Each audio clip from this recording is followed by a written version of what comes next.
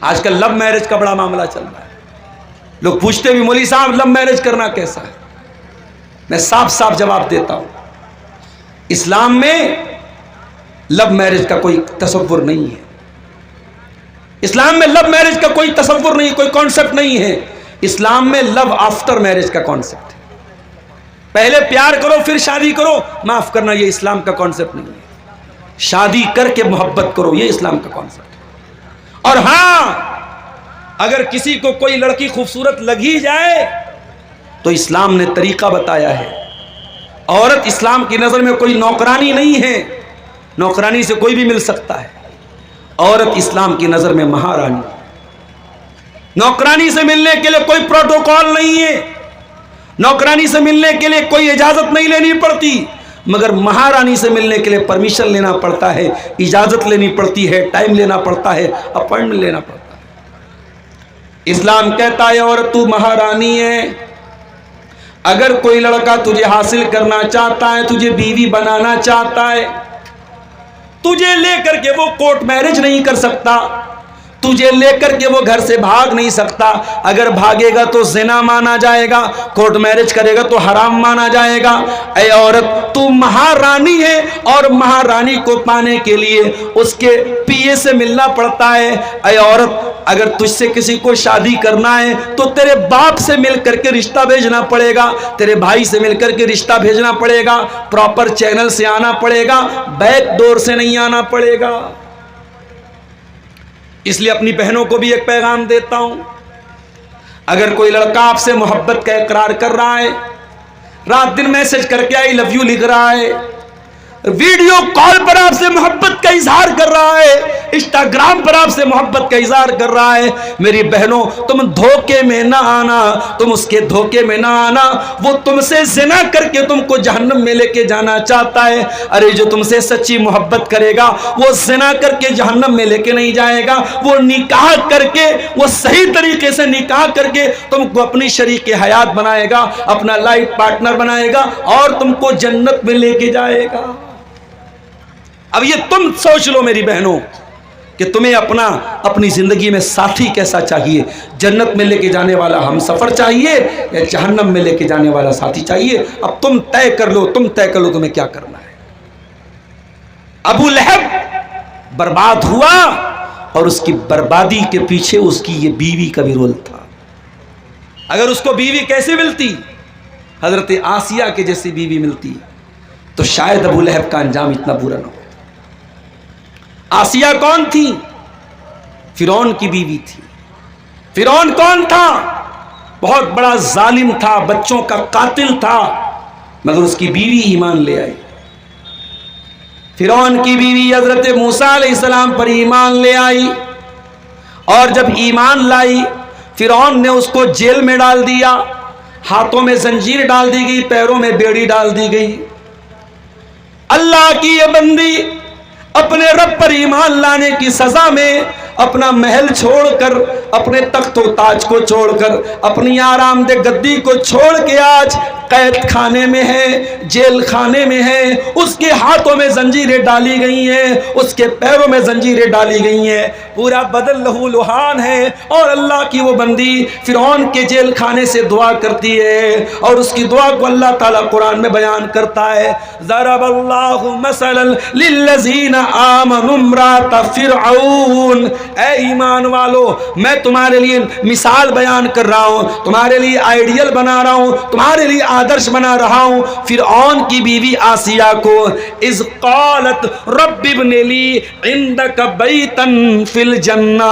جب فرعون کی بیوی دعا کرتی ہیں، حضرت آسیہ دعا کرتی ہیں، اے اللہ تو جنت میں مجھے ایک محل عطا فرما، ونجنی من فرعون وعملی، اور مجھے فرعون سے بچا لے، مجھے فرعون کے عمل سے بچا لے، ونجنی من القوم الظالمین، مجھے ظالموں سے بچا لے. اللہ اکبر. تو اللہ نے دونوں ایگزامپل ہمارے سامنے پیش کر دی. میری پیاری ماں اور بہنوں، اللہ نے دونوں مثالیں پیش کر دی. اب تم طے کر لو تمہیں فرعون کی بیوی آسیہ کے جیسا بننا ہے یا ابو لہب کی بیوی ام جمیل کے جیسا بننا ہے. ابو لہب کی بیوی کیسی تھی؟ حمالۃ الحطب، لکڑیوں کو اٹھایا کرتی تھی۔ علماء نے لکھا لکڑی کو اٹھانے کا دو مطلب ہے۔ ایک مطلب تو یہ چغل خور تھی، رشتوں میں درار ڈالا کرتی تھی، لکڑی ڈالا کرتی تھی، رشتوں کو توڑا کرتی تھی، اس لیے اللہ نے اس کو حمالۃ الحطب کہا۔ اے میری پیاری ماں بہنوں، اگر ہو سکے تو رشتہ بنانے والی بننا، رشتہ توڑنے والی کبھی نہ بننا، ورنہ ابو لہب کی بیوی کے ساتھ تمہارا حشر ہوگا۔ چغل خور نہ بننا، رشتوں میں درار ڈالنے والی نہ بننا، اگر ہو سکے تو ملانے والی بننا۔ کبھی کسی کی دشمنی میں نفرت کا پٹرول مت ڈالنا، کبھی نفرت کا زہر مت ڈالنا۔ اسی لیے اللہ کے نبی فرماتے ہیں اگر آپس میں جھگڑا ہو جائے، اس جھگڑے کو جو بڑھاتا ہے، اللہ کے نبی نے فرمایا ہی الحالقہ، رشتوں کو توڑنا، رشتوں کو کاٹنا، یہ انسان کی نیکیوں کو ختم کر دیتا ہے، ریموو کر دیتا ہے، مٹا دیتا ہے، دین کو مٹا دیتا ہے، اسلام کو مٹا دیتا ہے۔ اور اگر کوئی رشتوں کو جوڑتا ہے، میل ملاپ کراتا ہے، اصلاح کراتا ہے، اللہ کے نبی نے اس کو نماز سے بہتر کہا، صدقہ سے بہتر کہا، جہاد سے بہتر کہا۔ اس لیے اگر دو لوگوں میں دوری ہے، درار ہے، تو درار کو دور کرنے والے بنو، درار کو بڑھانے والے مت بنو میرے پیارے صاحب۔ یہاں تک کہ اسلام میں جھوٹ بہت بڑا گناہ ہے، لیکن اگر دو لوگوں کو ملانے کے لیے جھوٹ بولنا پڑے تو اسلام نے جھوٹ بھی بولنے کی اجازت دی۔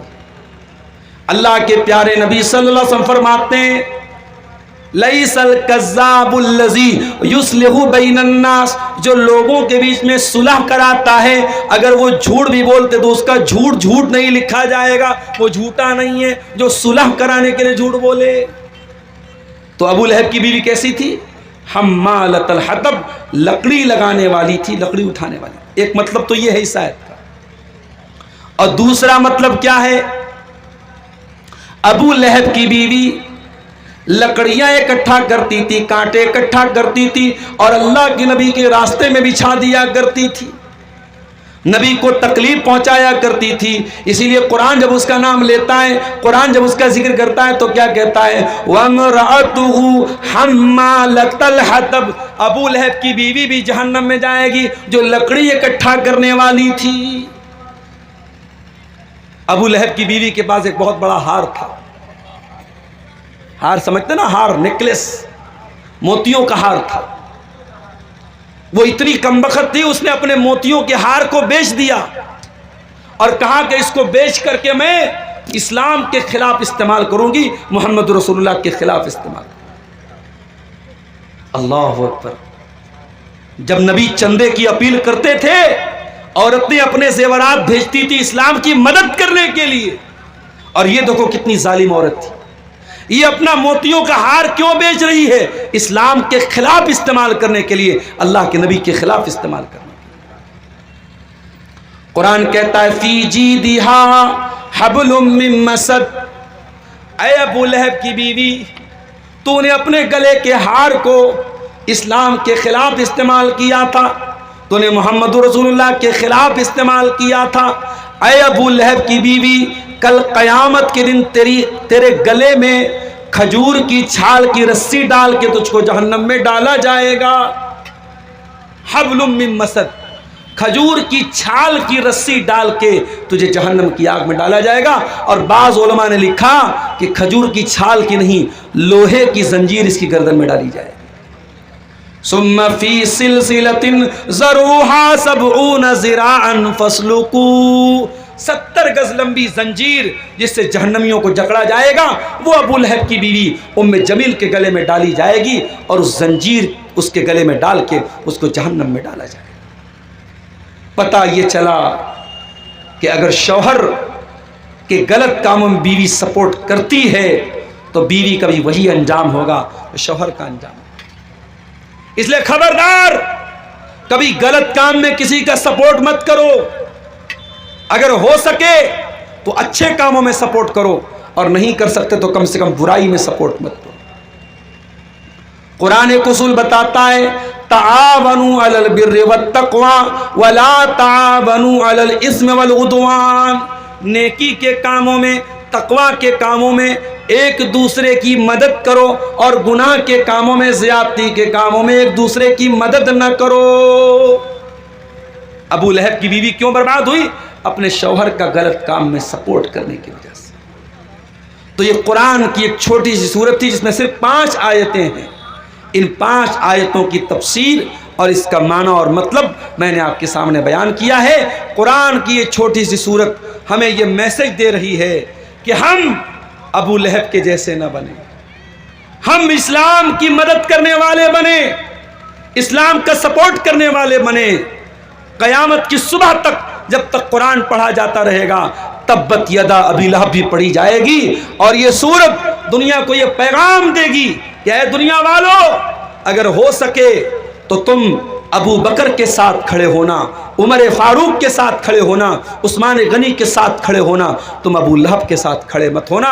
اسلام کے خلاف اپنی انرجی کو استعمال مت کرنا, اسلام کے خلاف اپنی طاقت کو استعمال مت کرنا. میرے پیارے ساتھیوں, ابھی میں جب میں پٹنہ سے آ رہا تھا آپ کے بیچ میں 5-6 کلومیٹر پہلے ایک جگہ میلہ لگا ہوا تھا. ہمارے کوئی غیر مسلم بھائیوں کا میلہ تھا, ان کا مندر بھی وہاں تھا, مندر کے پاس میلہ لگا ہوا تھا. میں نے دیکھا بڑا جام لگا ہوا ہے, تو میں نے کسی سے پوچھا بھئی کیا معاملہ ہے؟ کسی نے کہا کوئی لڑکا کسی لڑکی کو لے کے بھاگ گیا ہے. تو یہ لڑکا لڑکی کو جو لے کے بھاگتا ہے, ہم کبھی کبھی سیمانچل کے کچھ جلسوں میں بھی یہ سچویشن ہم دیکھتے ہیں کہ صاحب جلسوں میں بھی کبھی کبھی شور اٹھتا ہے, کیا ہوا کوئی لڑکا کسی لڑکی کو لے کے بھاگ گیا. تو مجھے ایسا لگتا ہے کہ کہیں نہ کہیں جو کلچر ہمارے غیر مسلم بھائیوں کا ہے, ان کے یہاں میلے ٹھیلے کا جو کلچر ہے, وہ کلچر ہمارے یہاں جلسوں میں بھی ایک میلے ٹھیلے کا ماحول بنا لیا جاتا ہے. ان کے یہاں بھی لڑکے لڑکیاں سب بازار میں گھوم رہے, ہمارے یہاں بھی جلسوں میں بازاروں میں گھومتے رہتے ہیں, اور یہ جو معاملات ان کے یہاں ہوتے وہ ہمارے یہاں بھی ہوتے ہیں. میرے پیارے ساتھیوں, ہمیں اور آپ کو یہ سوچنا چاہیے کہ ہم ابو لہب کے مشن کو آگے بڑھا رہے ہیں یا ابو بکر صدیق کے مشن کو آگے بڑھا رہے ہیں. آج برائیوں کا ایسا ماحول ہے میرے پیارے ساتھیوں کہ اللہ کی پناہ ہے, دن بدن برائیاں بڑھ رہی ہیں, اور ایسے ماحول میں ہمارے لیے آئیڈیل اگر کوئی لوگ ہیں تو نبی کے صحابہ ہیں. میرے پیارے ساتھی, اللہ کے نبی صحابہ کے ساتھ بیٹھے ہوئے ہیں. آپ نے فرمایا جو آدمی دنیا میں نماز پڑھے گا جنت میں اس کے لیے الگ سے ایک گیٹ ہوگا, باب الصلاۃ, وہ اس گیٹ سے جنت میں داخل ہوگا. جو دنیا میں بہت زیادہ صدقہ خیرات کرے گا اس کے لیے جنت میں ایک الگ گیٹ ہوگا, باب الصدقہ, وہ باب الصدقہ سے جنت میں جائے گا. جو دنیا میں بہت زیادہ نفل روزہ رکھے گا اس کے لیے جنت میں ایک دروازہ ہوگا, باب الریان, وہ باب الریان سے جنت میں داخل ہوگا. جنت کے 8 دروازے ہوں گے. نبی نے فرمایا 8 دروازے سے الگ الگ نیکی کرنے والے لوگ جائیں گے. حضرت ابو بکر صدیق نے کہا اے اللہ کے نبی, کیا کوئی ایسا بھی ہوگا, کوئی ایسا اللہ کا خوش نصیب بندہ بھی ہوگا جس کو 8 دروازوں سے بلایا جائے, جو صدقہ خیرات بھی خوب کرنے والا ہو, نماز بھی خوب پڑھنے والا ہو, اللہ کی راہ میں جہاد کرنے والا بھی ہو, روزہ رکھنے والا بھی ہو. اے اللہ کے نبی, کیا کوئی ایسا بھی ہوگا جس کو 8 دروازے سے بلایا جائے گا؟ آپ نے فرمایا ہاں, ایسے بھی لوگ ہوں گے. وَأَرْجُو أَن تَكُونَ مِنْهُمْ, اور اے ابو بکر مجھے امید ہے کہ ان خوش نصیبوں میں سے تم بھی ہوگے. میرے پیارے ساتھیوں, ابو بکر صدیق کا مزاج ایسا تھا. آج ہم دنیا کے لیے کمپٹیشن کرتے ہیں. اگر ہمارے بھائی کے پاس دولت ہے تو ہمارے پاس بھی دولت آ جائے, اس کے پاس 2 منزلہ گھر ہے ہمارے پاس بھی 2 منزلہ گھر آ جائے, اس کے پاس اگر شہرت ہے, عزت ہے, دولت ہے, ہمارے پاس بھی آ جائے. ہم دنیا کے لیے کمپٹیشن کرتے ہیں. میرے پیارے ساتھیوں, ہمیں آخرت کے لیے کمپٹیشن کرنا چاہیے. قرآن کہتا ہے وَفِي ذَلِكَ فَلْيَتَنَافَسِ الْمُتَنَافِسُونَ, میرے بندو تمہیں ایک دوسرے سے آگے بڑھنے کی کوشش کرنی چاہیے. جنت کے لیے, جنت کے بارے میں تمہیں مقابلہ کرنا چاہیے, اس میں تمہیں پرتیسپردہ کرنا چاہیے, اس میں تمہیں مقابلہ کرنا چاہیے. ایک مرتبہ اللہ کے نبی صحابہ کے ساتھ بیٹھے ہوئے تھے. حضرت ابو بکر صدیق رضی اللہ تعالیٰ عنہ بھی موجود تھے. آپ نے پوچھا من اطعم منکم اليوم مسکینا, کون ہے تم میں سے جس نے آج کسی غریب کو کھانا کھلایا ہے؟ حضرت ابو بکر صدیق نے ہاتھ اٹھایا, کہا اللہ کے نبی میں نے آج ایک غریب کو کھانا کھلایا ہے. پھر آپ نے فرمایا من اصبح منکم اليوم صائما, کوئی ہے تم میں سے جو آج روزہ رکھ کے آیا ہے؟ ابو بکر صدیق نے اپنا ہاتھ اٹھایا، اے اللہ کے نبی آج میں روزے کی حالت میں ہوں۔ پھر آپ نے پوچھا من عاد منکم اليوم مریضا، کیا کوئی ایسا بھی ہے جو کسی مریض کی عیادت کر کے آیا ہو؟ ابو بکر صدیق نے ہاتھ اٹھایا، کہا ہاں اللہ کے نبی میں نے ایک مریض کی عیادت بھی کی ہے۔ پھر آپ نے پوچھا کیا کوئی ایسا بھی ہے جس نے کسی مسلمان کے جنازے میں شرکت کی ہو؟ پھر ابو بکر صدیق کا ہاتھ اٹھا، ہاں اللہ کے نبی میں نے ایک مسلمان کے جنازے میں بھی شرکت کی ہے۔ ذرا غور کرو میرے پیارے ساتھیوں، اللہ کے پیارے نبی نیکی کا نام لیتے چلے جا رہے ہیں اور ہر نیکی پر اپنا ہاتھ اٹھا رہے ہیں۔ حضرت ابو بکر صدیق رضی اللہ تعالیٰ عنہ، اور یہی وہ ابو بکر صدیق ہیں۔ نبی نے فرمایا اے ابو بکر تم نے اتنے سارے نیکی کے کام کیے ہیں، یہ سارے نیکی کے کام اگر ایک دن میں 24 گھنٹے میں اگر کوئی ایک آدمی کرتا ہے وہ ضرور جنت میں جائے گا۔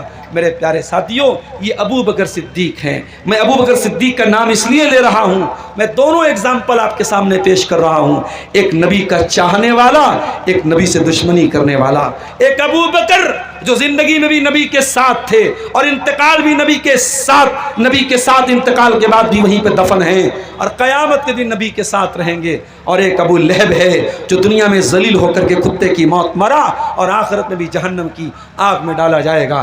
میرے پیارے ساتھیوں اب ہمیں اور آپ کو طے کرنا ہے ہمیں کون سا کردار اپنانا ہے، ہمیں کون سا کیریکٹر اپنانا ہے۔ ہمیں ابو بکر صدیق والا کیریکٹر اپنانا ہے یا ابو لہب والا کیریکٹر اپنانا ہے؟ اور ہماری ماں بہنوں کو بھی طے کرنا چاہیے کہ انہیں حضرت مریم کا کیریکٹر اپنانا ہے، حضرت آسیہ کا اپنانا ہے یا ام جمیل کا اپنانا ہے، فرعون کی بیوی کا اپنانا ہے۔ اور میرے پیارے ساتھیوں سورہ تبت یدا ابی لہب کی مختصر سی تفسیر آپ کے سامنے اس امید کے ساتھ میں نے پیش کی ہے کہ ہم اس قرآن کریم کی چھوٹی سی صورت جو ہمیں یاد ہے اس پر ہم غور کریں گے اور اس سے جو نصیحتیں ہمیں ملتی ہے اس پر انشاءاللہ ہم عمل کریں گے۔ ہم رب العالمین سے دعا کرتے ہیں الہ العالمین تو ہمیں قرآن کریم کی صورت پر عمل کرنے کی توفیق عطا فرما۔